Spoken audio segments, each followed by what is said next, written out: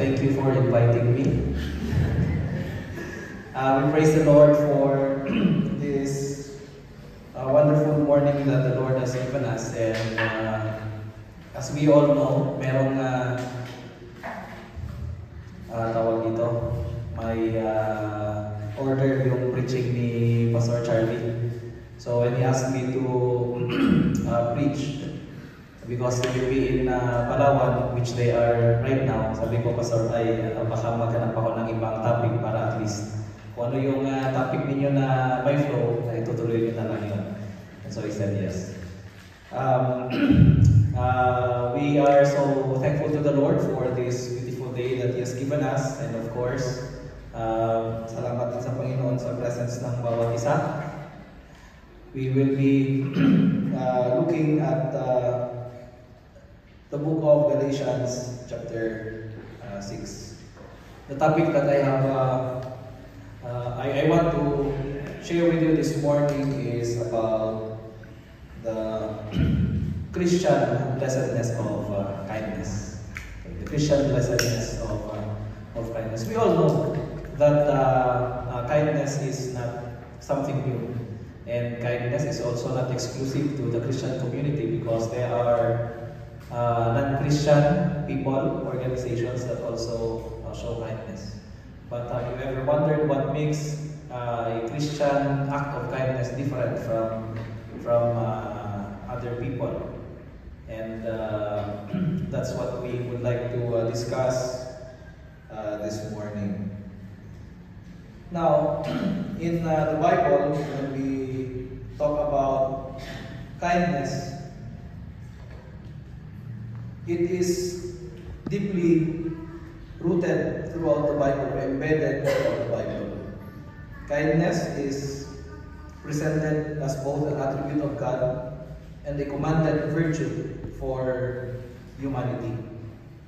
The word kindness appears in the Bible over 200 times, with some translations reporting 44 to 48 times for kindness, specifically in the King James Version. And the word kind itself appears over 400 times. Loving kindness, this specific term appears around 255 times in the Hebrew Bible. And the Hebrew word for loving kindness is actually chesed or hesed. And so with this, we know that kindness is one of the things that must be pursued by every believer. Before we continue, let's pray first. Heavenly Father, thank you for this morning that you have given us, for this wonderful, immense opportunity to study your word. Not only to study, but to allow your word to inspire us, inform us, and produce godly conduct, or refine our Christian conduct for your glory and honor. We thank you, O Lord, for your loving kindness expressed to us every day, and this mere life that we get to experience is a result of your kindness to each and every one, being spread even to those who do not know you. Thank you, O Heavenly Father, that we could once again ponder upon your word, and we pray that your name will be glorified in our midst. We pray for our beloved sister churches who are worshiping you in spirit and in truth. May you guide them and bless them as well. This we pray in Jesus' name. Amen. Galatians chapter 6, verses 1 to 10. It says here, brothers, if anyone is caught in any transgression, you who are spiritual should restore him in a spirit of gentleness. Keep watch on yourself lest you too be tempted. Bear one another's burdens, so fulfill the law of Christ. For if anyone thinks he is something, when he is nothing, he deceives himself. But let each one test his own work, and then his reason to boast will be in himself alone, and not in his neighbor. For each will have to bear his own load. Let the one who is taught the word share all good things with the one who teaches. Do not be deceived. God is not mocked. For whatever one sows, that will he also reap. For the one who sows to his own flesh will from the flesh reap corruption, but the one who sows to the Spirit will from the Spirit reap eternal life. And let us not grow weary of doing good, for in due season we will reap if we do not give up. So then, as we have the opportunity, let us do good to everyone, and especially to those who are of the household of faith.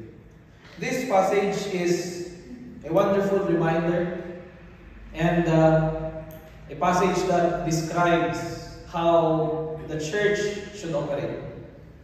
A church is a community where everyone is helping, assisting one another.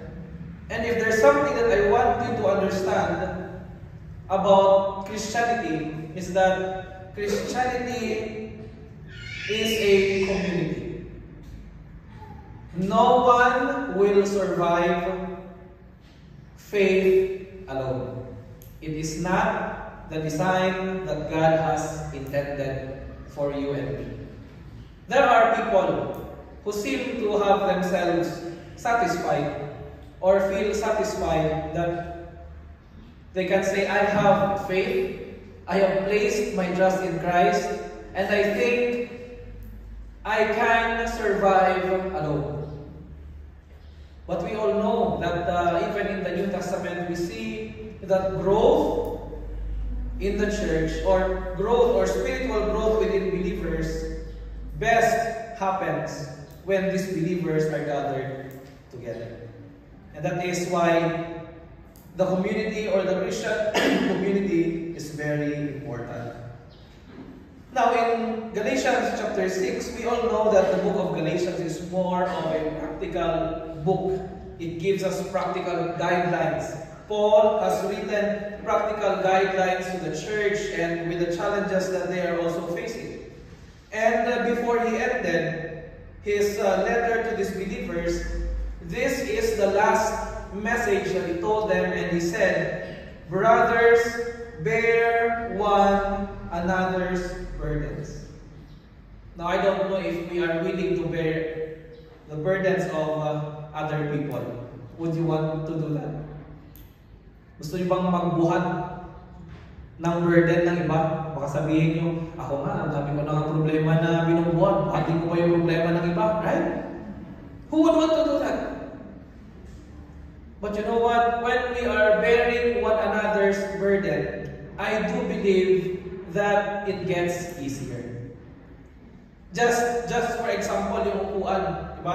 Yung upuan may 4 na poste.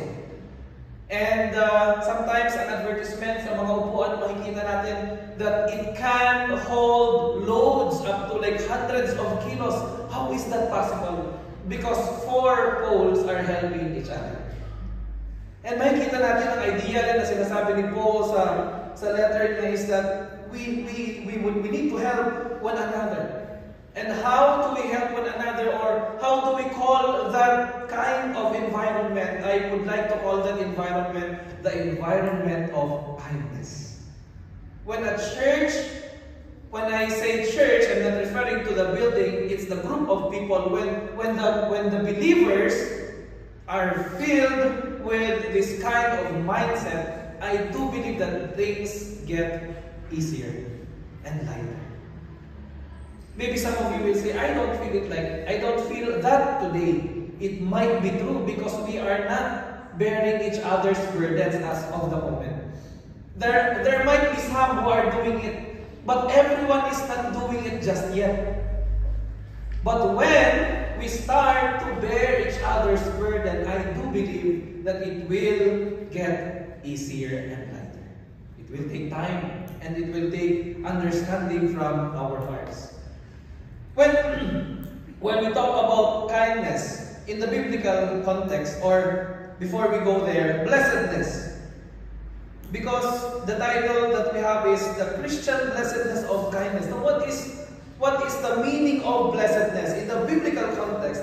Blessedness is not merely a feeling of happiness or of good fortune. But it says here, as it is a state of spiritual well-being and profound joy that stems from a right relationship with God. Blessedness is deeply intertwined with divine favor, grace, and obedience to God's will. So it is a condition of our hearts. It is the condition of our heart when we say blessedness.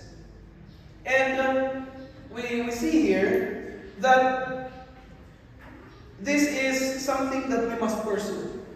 Tayo mga Christians, we must pursue this level of situation that in life we feel blessedness. We have this feeling of blessedness, that we have this joy, and this joy comes from our relationship with God. And once we have this, plus the understanding of God's Word, it's easier to help and minister. Now there are several ideas that I want to show you when it comes to kindness. There are three that I have personally observed. Number one, people are kind when they are in abundance, and this is normal, right? This is normal. People are kind when they are in abundance. Now, when I say kindness, when we talk about kindness, it's not just about financial possession or material possessions. You can be kind with everything that you are abundant of. For example, napansin nyo ba na pag marami kayong oras, you are kind with time. You can give time to people. If you are good with your time, and you know that you have enough time, you give time to people. You meet people. You spend time with people. You spend time with friends. You talk to friends. And sometimes we don't see the importance of meeting friends, but you know what? It's very, very helpful. Why? Not everyone has a lot of time to spare. Not everyone has a lot of time to spare. If you have time to spare, then you are blessed with time. There are also people who have been given talents. Maybe you are good in singing, or you are good in writing something. You can express your kindness by using those talents to help people, right?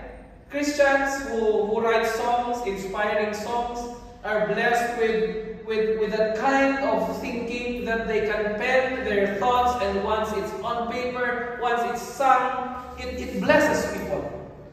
The songs that we sing here, not everyone can write those songs, right? If everyone can write this kind of songs, then maybe all of us can write a hymn. But why are we not doing it? Because not everyone can do it. But there are people who are blessed, and their expression of kindness is because they are good with it. In 2 Corinthians chapter 9, it says there, verse 8, and God is able to bless you abundantly, so that in all things at all times, having all that you need, you will abound in every good work. Now, this is a very wonderful verse. Ito ang sabi ni Paul sa mga believers. And he is really discussing here the material blessedness of these believers.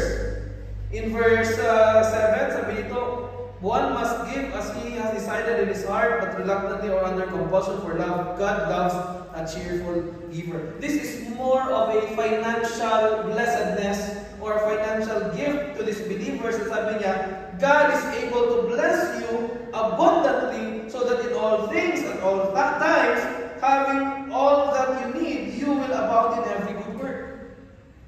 Because God has blessed you. And because you also wanted to give. Kindness out of abundance.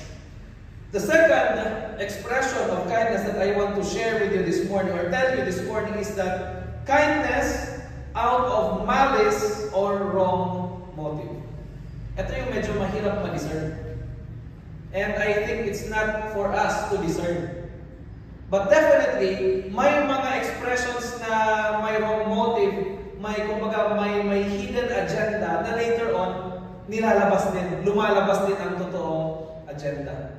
Sabi sa Matthew chapter 6 verse 2, when you give to the needy, do not announce it with trumpets as the hypocrites do in the synagogues and on the streets to be honored by others. Truly I tell you, they have received their reward in full. Now the question we might ask ourselves, bawal ba magpakita ng kindness? In our culture today, if you have observed sa Facebook, maraming mga vloggers ang nag-video or nagre-record ng kanilang acts of kindness. I-record nila, they will do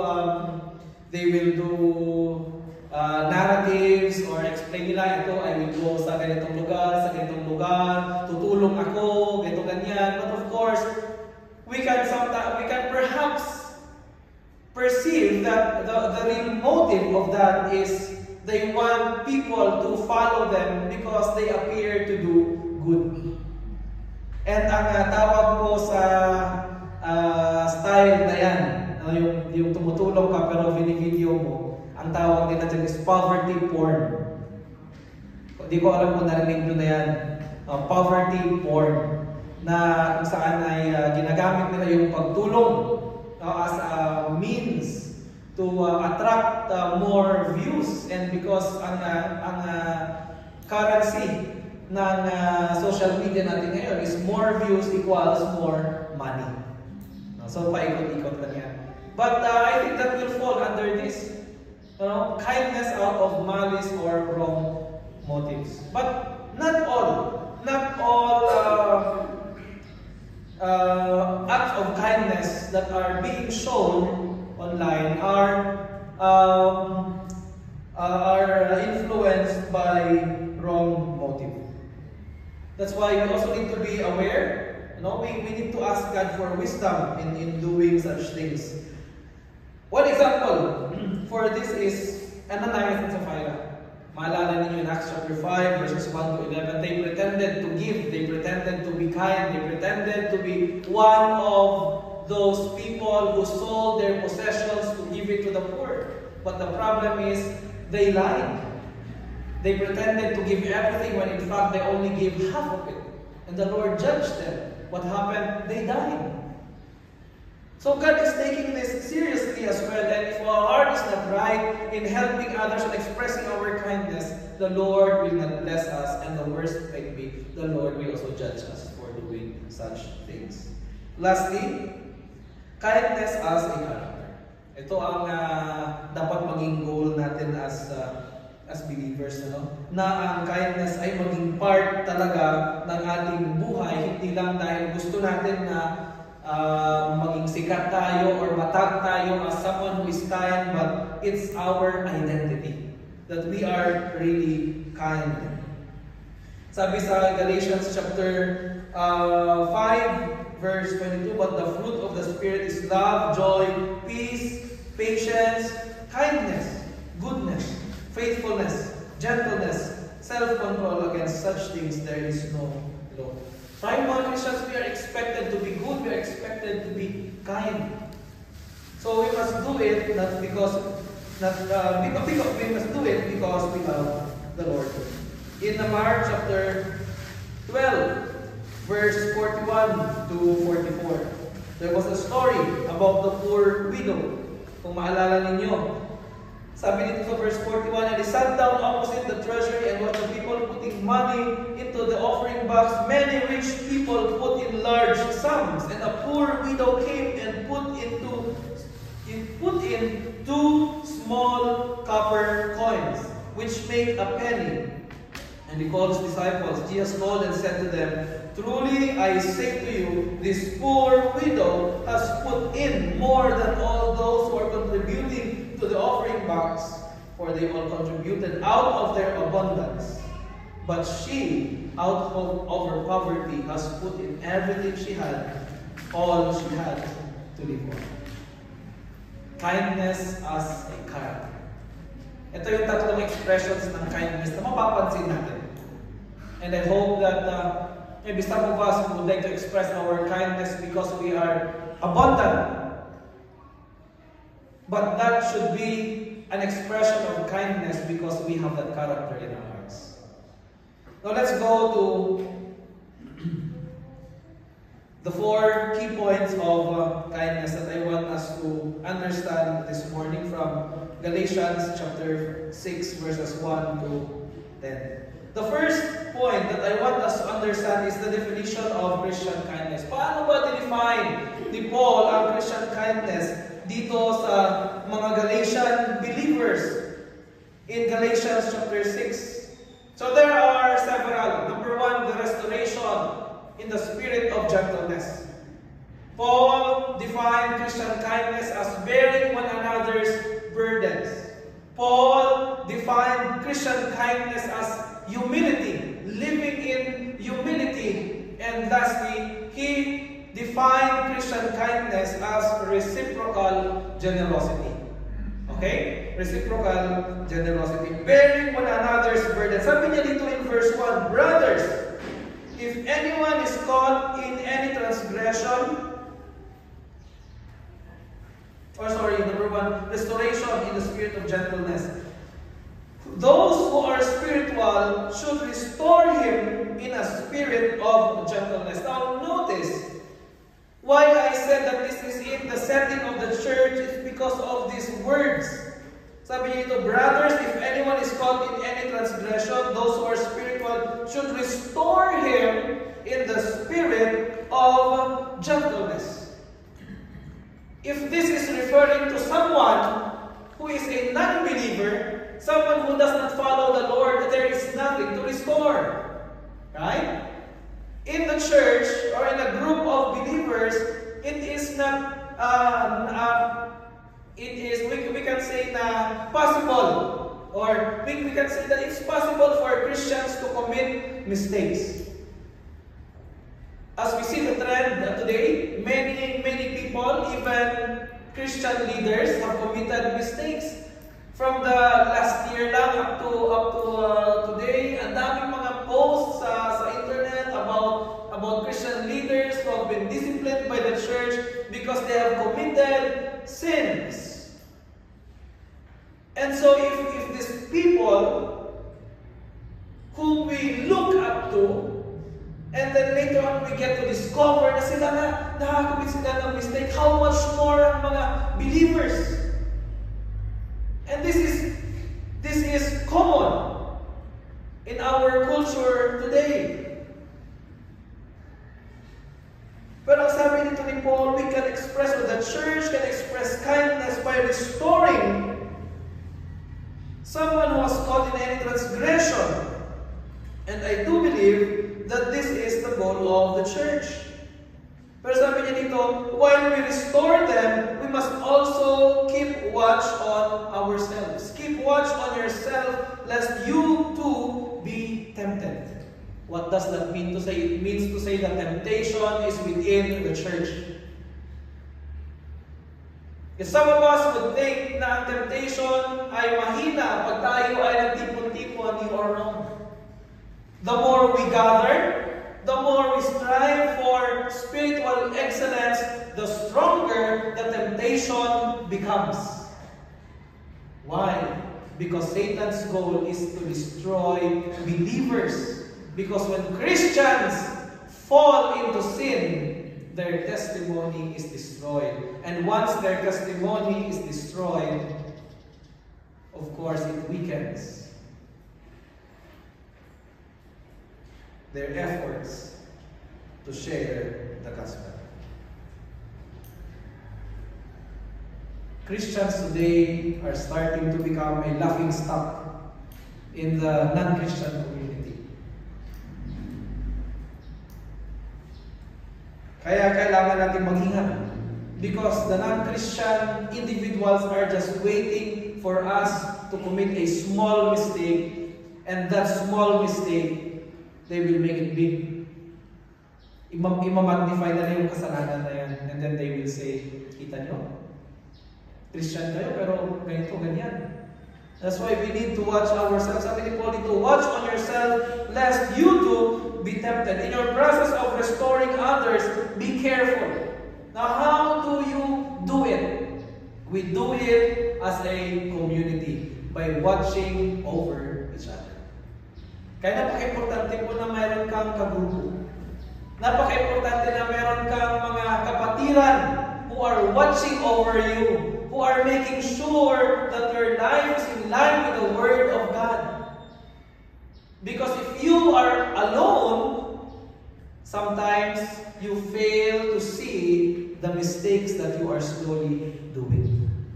Pag mag-isa mo lang, there's no one to rebuke you. Of course, we have the Word. But you know what? Minsan, pag may kasalanan ng isang tao, anong gagawin niya? He or she will refuse to read the Word. Tatama rin. Wala na siyang interest. But if you have a group of individuals watching over you, they will say, brother or sister, kamusta ang spiritual disciplines mo? How are you doing right now? And that is the kind of environment that Christians must seek to have. Be a part of a group that truly cares. A group that cares for your soul. A group of people that wants nothing but for you to grow in your spiritual life and to expand your influence. Restoration in the spirit of gentleness. Number 2, bear another's burdens. Now, the Greek word for bear here is to carry, to lift up, or endure. The word burdens, or for burdens, is baros, referring to heavy load, weight, or anything that causes distress or difficulty. Ano ang pinakamabigat na nabuhat na ninyo? Kaya ba natin magbuhat ng 50 kilos? Nakabuhat na ba kayo ng 60 kilos? Nakabuhat na ba kayo ng 70 kilos mag-isa? Or 100 kilos? 2 years ago, nag-order ako ng in-order ako ng machine sa China. And the weight of the machine is more or less 100 to 120 kilos. And sa mga nakapunta na sa bahay, alam po ninyo na may 33 steps po sa amin. Hindi po yung steps to glory. Parang penitence nga po kasi pag paakyat ka, talagang hirap na hirap ka, hihingalin ka. And during that time, nung dumating yung delivery, problemado ako. Sabi ko, paano ko ito mabubuhat? Paakyat. More than 100 kilos yung box. Hindi siya pwedeng mabuksan, hindi siya pwedeng ma-dismantle. It must be carried, the load must be carried out. Very steep yung inclination. Pero sabi ko, kailangan ko ng tao to help me. Yung isang box na almost 300 kilos na akyat namin, there were like 7 of us. Pero itong isang box na sabi, sino kayo mabubuhat? And alam niyo, may isa na natawag ko na nag-work sa ukay-ukay. Tapos sabi niya, sige po, buhatin ko. O talaga, kaya ito. Siguro ilan sila ang mabubuhat. Sabi niya, kaya ko yan, buhatin ko, basta alalayan mo lang. Tapos nagulat ako, kasi binuhat niya. Sa likod niya, yung box na yun, napakalaking box, binuhat niya mag-isa. Tapos yung isa, taga-make sure lang na hindi mag-tip over o hindi malaglag. Sabi ko, bilib ako sa lakas ng tao yun na 100 kilos, kaya niyong buhatin. That was heavy. Pero ano sabi niya, alalayan mo lang. And I think that is one of the key words that we must remember in our Christian lives, the word alalay.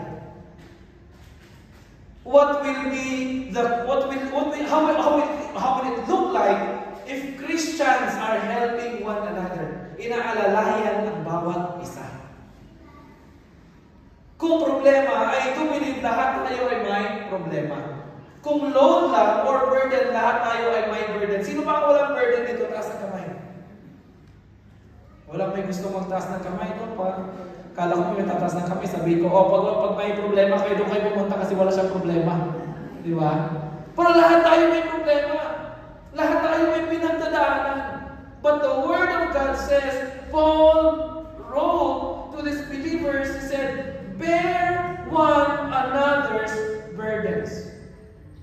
One another. It means bawat isa. Do you understand that? Hindi niya sinabing bear the burdens of others. Sabi niya, bear one another's burden. One another's. No? You help each other. Even though you are carrying something, I do believe that there is still that strength to help others. And then it goes around. It goes around. May mga tao na maybe nangangailangan ng tulong mo. And while you are also suffering in this one area, maybe the Lord will also bless you with someone who can help you with that.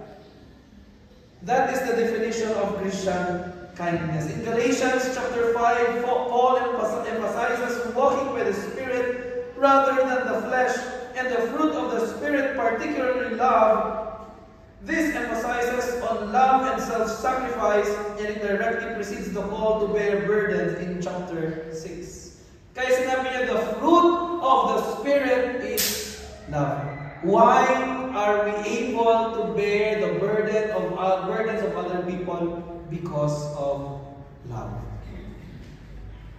And why do we love? Because we have the Holy Spirit. It comes back to the gift of the Holy Spirit. Paano natin magagawang tumulong kahit tayo mismo ay may pinagdadaanan? Because we love. And why are we able to love? Because it is a gift from the Holy Spirit. Nakikita ninyo yung rotation kung paano nag-ooperate ang kindness sa Christian realm. Everything is from the Holy Spirit. Now it is a big contrast. It's a big contrast because the Judaizers during this time, they emphasize on individual adherence to the law. They emphasize on dealing things within oneself. Kanya-kanya. Narinig nyo rin ba yan? Kanya-kanya na lang tayo. Minsan kasi, hindi mo na rin matiis yung iba. You are bearing the burdens of other people, and time will come that you cannot carry it anymore. Sasabi, kanya-kanya na lang tayo kasi ang hirap na eh. Pero sa atin, we are being exhorted that we must bear one another's burden. And that is the definition of Christian kindness. Living in humility. We can also see this in verse 3. Sabi niya, for if anyone thinks he is something when he is nothing, he deceives himself. And in verse 6, we can also see that Paul said, let the one who is taught the word share all good things with the one who teaches. This is what I call reciprocal generosity. Someone will bless you with something. Someone will express kindness to you with something. Now you reciprocate it with what you have. Or what the Holy Spirit tells you to share. And this makes our experience, Christian experience, rich. We have the definition of kindness. Number 2, we have the inclusion of kindness. Sino ba ang pwede kong pakitaan ng kindness? There are 3. Number 1, Christian brethren. Number 2, erring brethren. Number 3, the teaching brethren. Actually, there's one more I forgot to include. Everyone. Actually, lahat. Sabi sa verse 10. If we have the opportunity, let us do good to everyone. Now, number 1, Christian brethren, saan po ito makikita? Verse 1, sabi dito, verse 1 and verse 2, if anyone is caught in any transgression you who are spiritual, should restore him in the spirit of gentleness. Keep watch on yourself, lest you too be tempted. Bear one another's burdens, and so fulfill the law of Christ. This talks about the Christian brethren. They are your people, or they are the people that you must express kindness.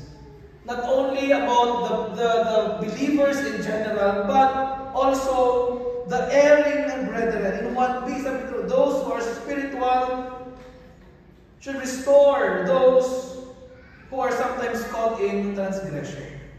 You express kindness to the people who have expressed transgression. And it is very important. Why? Because sometimes when there are believers or brethren who have expressed or who have committed transgression, what do people usually do?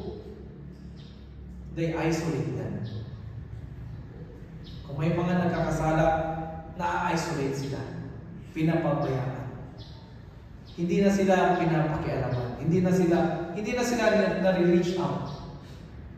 Sometimes, Christians behave like Sadducees and Pharisees. That when they see erring brethren, as if they are disgusting. At hindi na sila pinapansin. Pero sabi ni Paul dito, dapat hindi ganyan ang ating attitude. If there are people that we must express kindness to, kasama ang mga nagkasala dyan. Huwag natin silang pabayaan. We pray for them, communicate with them, encourage them to come back. Yan ang sabi ni Paul dito, restore him in the spirit of gentleness. Be gentle to them. Of course, may mga times din na yung mga nagkakasala talaga ay matigas ang ulo. Ayaw na talaga nila. But it depends kung paano mag-work ang Panginoon sa atin.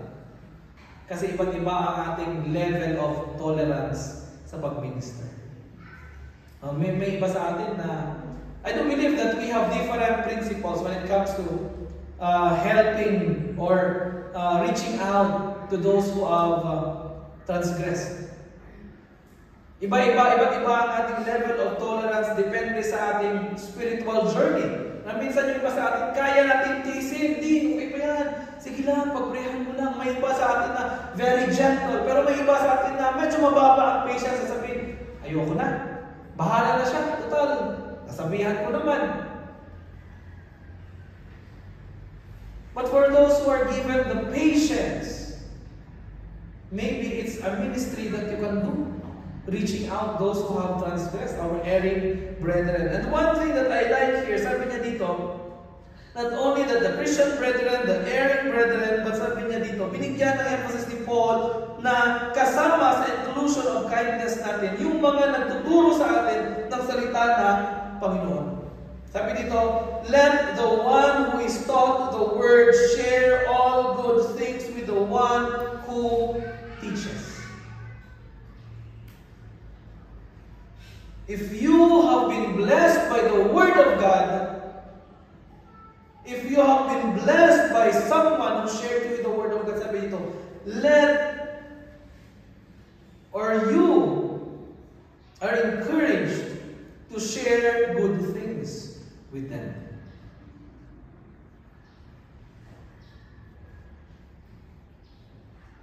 Now, this is very important. I do believe. That's why Paul included it here. Nakasama sa ating responsibility ay ang pagiging generous sa mga tao na nag-share sa atin ng salita ng Panginoon.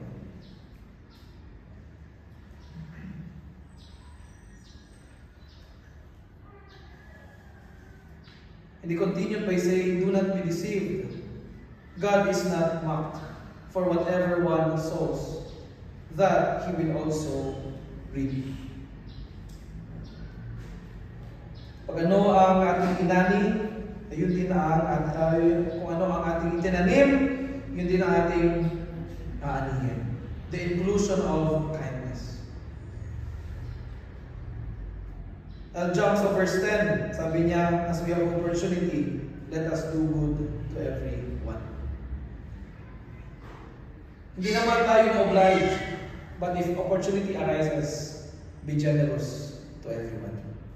If opportunity arises, be generous to your Christian brethren. Be patient with the erring brethren. Be generous with the teaching brethren. Now, kindness is not easy. That's why I have included for today the challenges of kindness. Why is it hard to be kind? In verses 3 to 4, we can see pride being displayed. Sabi dito, for if anyone thinks he is something when he is nothing, he deceives himself. But that each one tests his own work, and then his reason to boast will be in himself alone and not in his neighbor.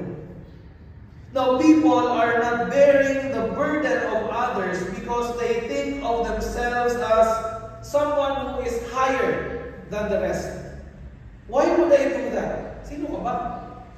Pero sabi ni Paul dito, don't boast. Sabi niya dito, don't think that you are something important.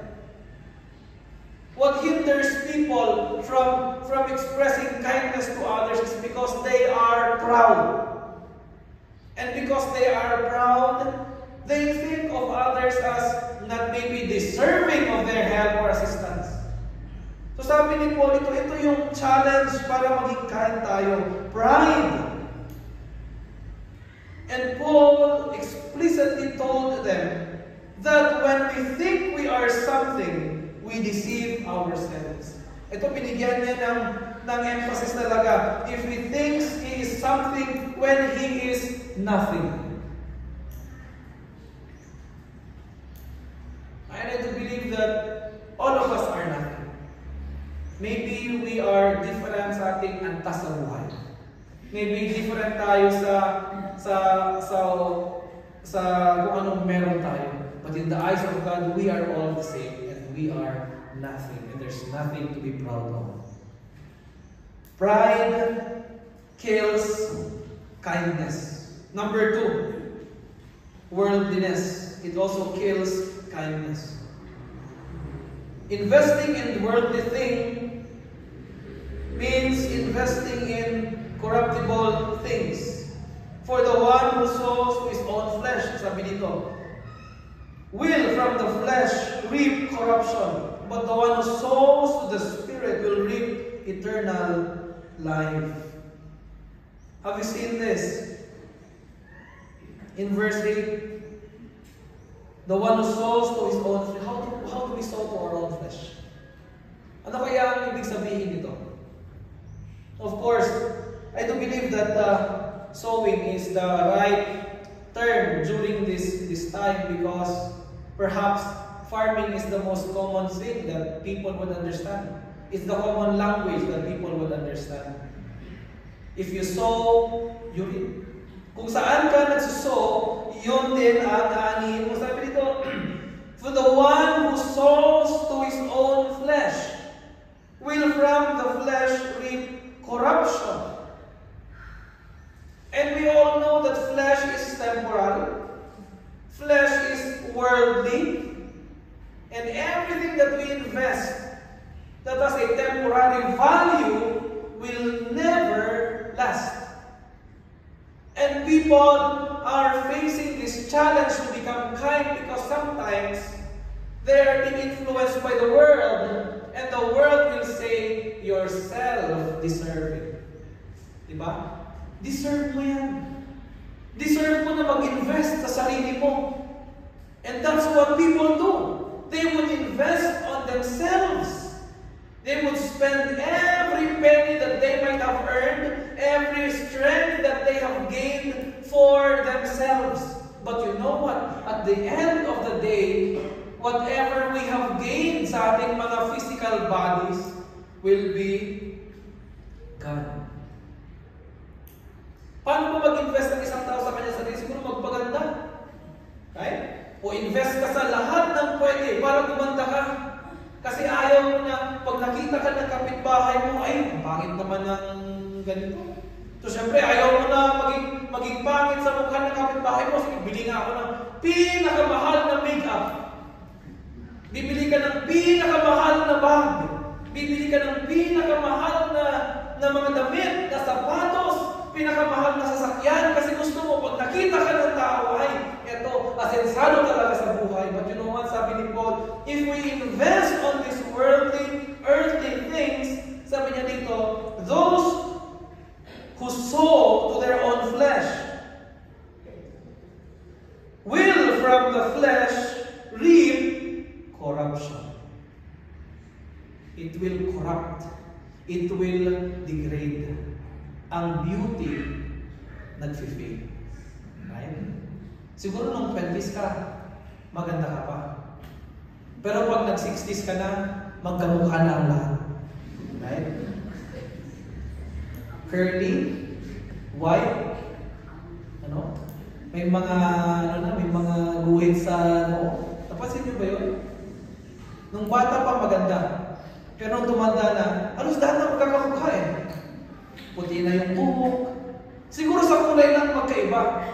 Pero ganun talaga, that's the reality of life, and that's what Paul, that's in the mind of Paul when he said, you reap or you sow to your flesh, and you will reap from the flesh corruption, and it is inevitable.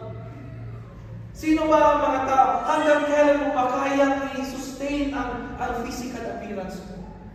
Pero sabi ni Paul, but the one who sows to the Spirit will from the Spirit reap eternal life.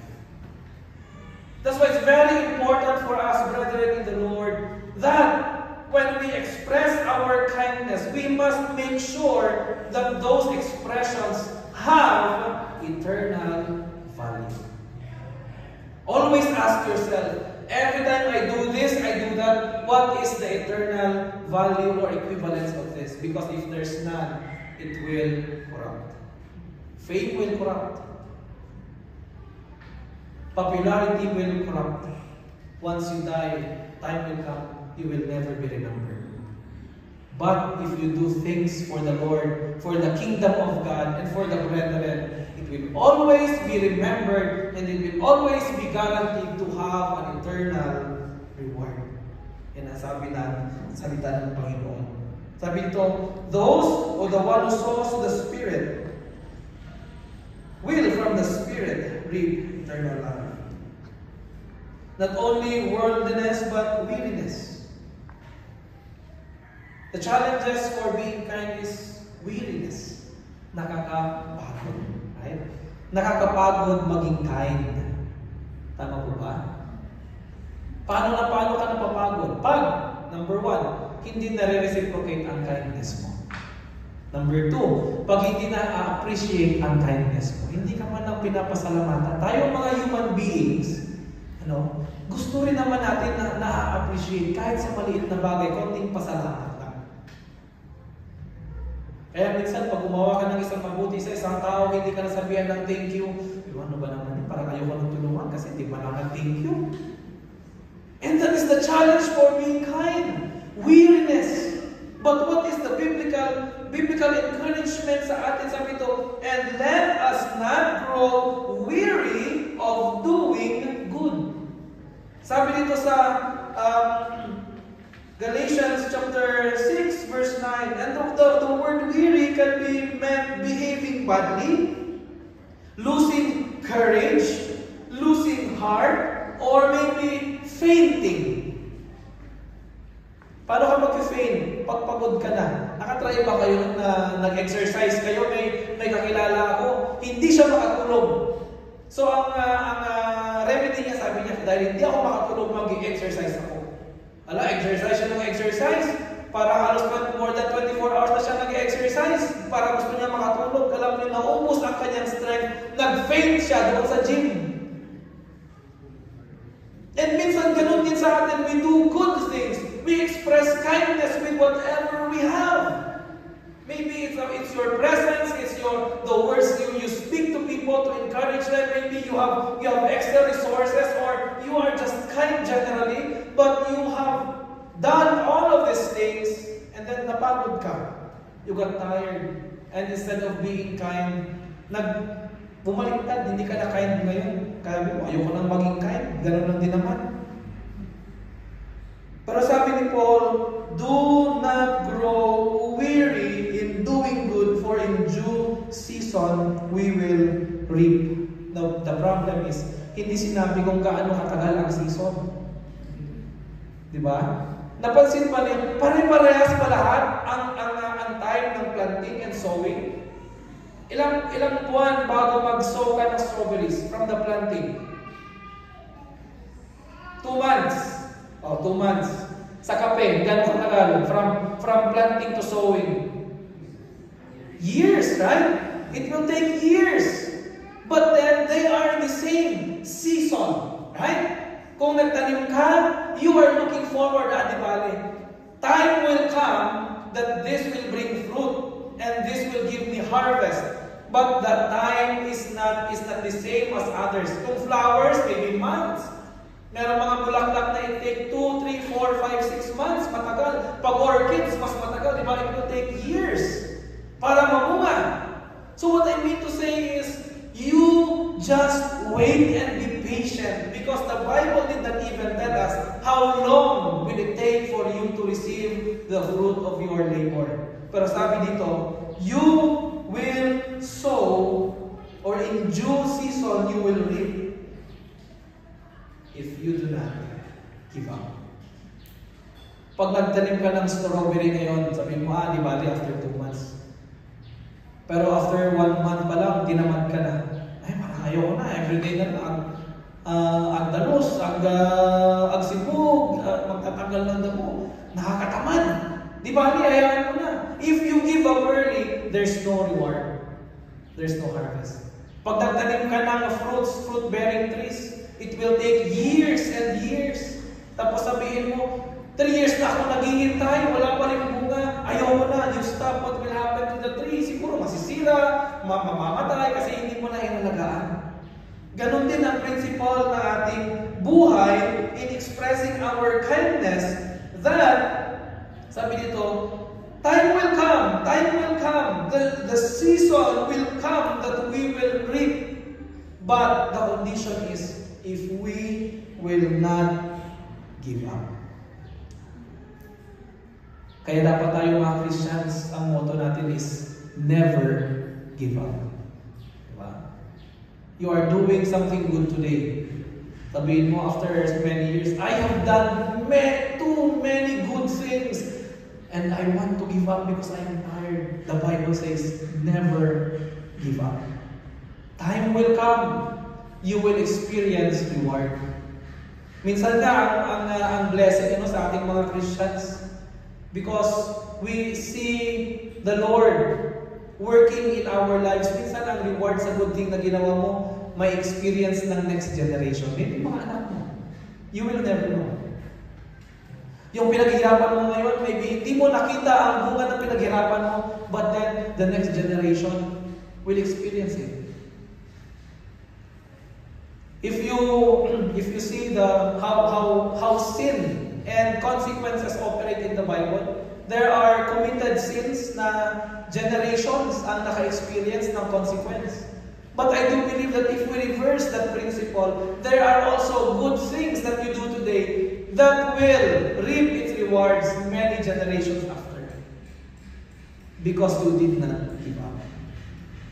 So pride, worldliness, and weariness, these are the challenges to kindness. But don't you worry, because there is also the reward for kindness, and this is the last. The sowing and reaping, as an illustration, sabi dito, you will only reap what you have invested. This is one. Pangalawa, faithfulness leads to future rewards.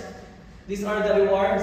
Sowing and reaping is a game of time, and lastly, abundant blessings are promised to those who invest right. Okay? Sowing and reaping. Well, you will only reap where you have invested.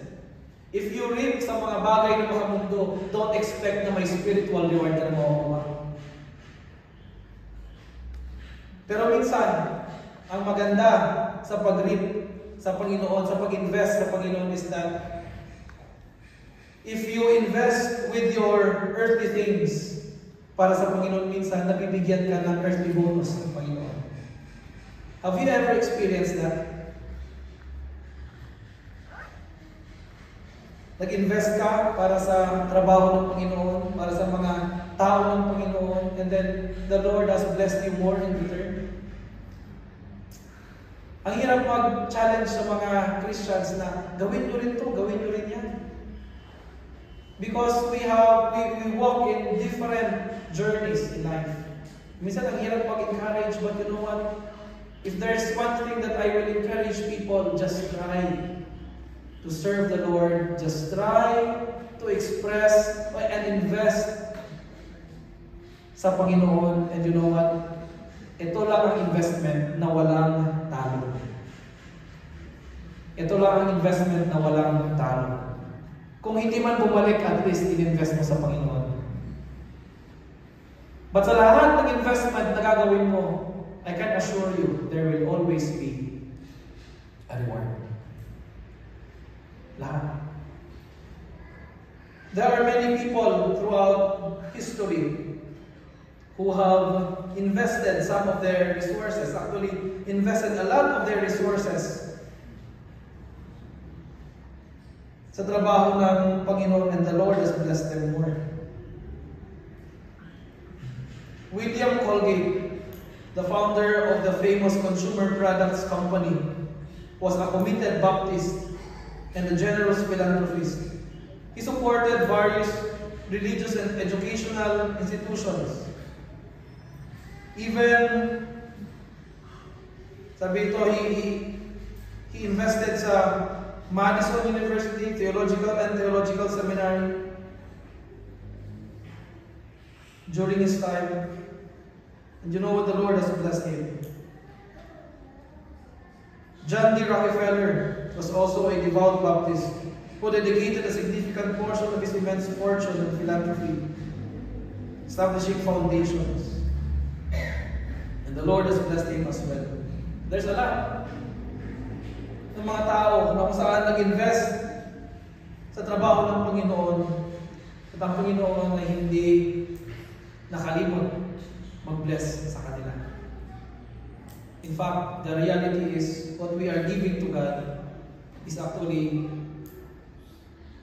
God's property being entrusted to us. If we give to the Lord, we are not giving what is ours, but we are just returning what is His.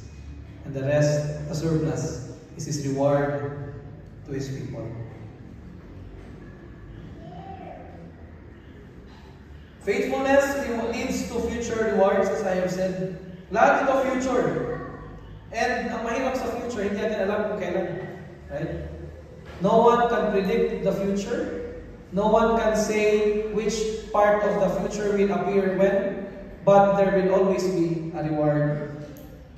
It is a game of time as well, sowing and reaping. Walang nagsusow ngayon tapos reap bukas. Meron naman siguro. Pag sa principle ng tawag dito, yung sa online na mga investment, online investments. Mag-invest ka ngayon, bukas meron ka nang kikitain, ganyan. Pero high risk, sabi na, high risk, high reward. No, napaka-risky ng mga ganun na trabaho.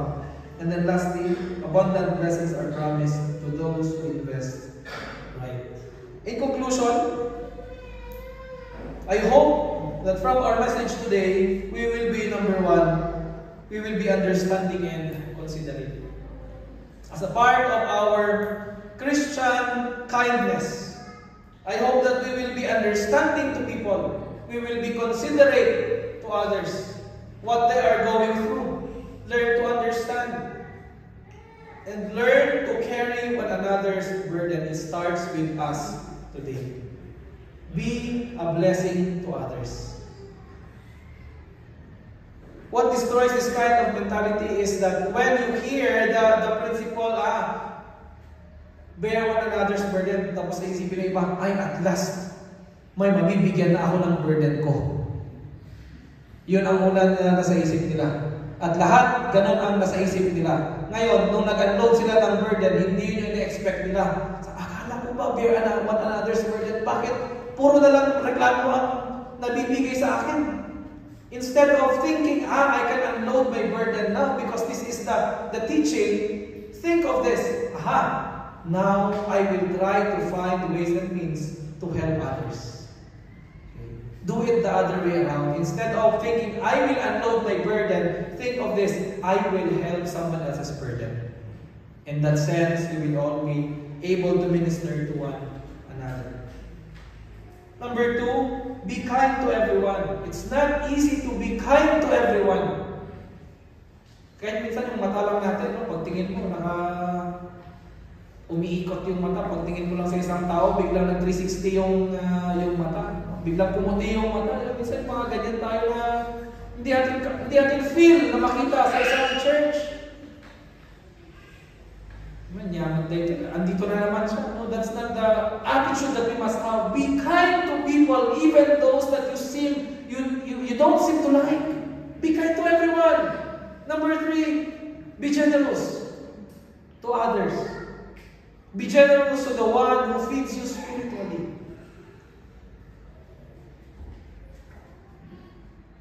Because of this, sabi ko rin parang dapat pala, if you are a faithful church goer, if you are going to a church and you have been blessed, and I do believe that you are staying because you have been blessed, don't you ever forget to give your share. It's being taught, and it's being taught by Paul to the believers. It is but right to be generous to the church where you learn God's word. The reciprocal generosity. The workers will do their part in generously sharing to you God's word, and us as believers, we do our part by generously sharing our resources, and in that way, we bless one another with what we have. Lastly, be kind to your brethren in the faith. Be kind to everyone, but huwag nating kalimutan din ang mga brethren natin in the faith. Tayo dito sa church, let's express kindness one to another. Minsan, ang focus ng kindness natin nasa labas. Pero may mga churches sila nakakalimutan nila na dapat pala maging kind din sila sa loob. It should be balanced always. So I want to pray that we have learned from Galatians chapter 6. And let me read to you verse 9 once again. Let us not grow weary in doing good, for in due season we will reap if we do not give up. Shall we pray? Thank you, Lord, for this morning that you have given us, that we could worship you, magnify your name, glorify your name. And Heavenly Father, we are so grateful that you are the giver of life, and everything that we have comes from you. Thank you, O Lord, for giving us opportunities to experience your kindness, mercy, and grace. And I pray, O Heavenly Father, that may we do the same. Express love, mercy, and grace to the people around us. Because when we do this, we magnify and glorify your name. So thank you once again for this wonderful opportunity to learn your word. May the Holy Spirit empower and enable us to serve you through the opportunities that you open in our daily lives. In Jesus' name, amen.